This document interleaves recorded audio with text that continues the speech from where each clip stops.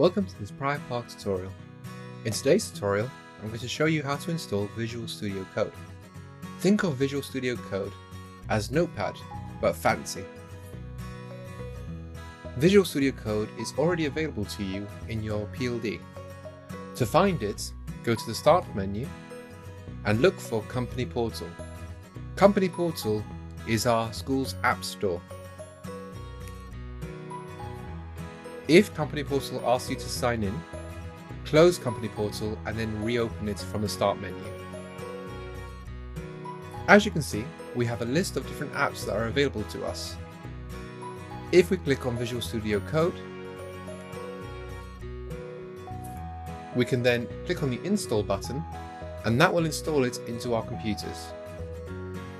Once it's installed, you should either find Visual Studio Code on your desktop as an icon, or you can find it by searching Visual inside your Start menu. When you open Visual Studio Code, it'll open with a screen like this. It'll give you a Getting Started page, which you can close by clicking the little X button at the top. If you want to create a new file, you can create a new file by clicking on File and then clicking on New File. Thank you for watching this tutorial. I hope you have found it helpful.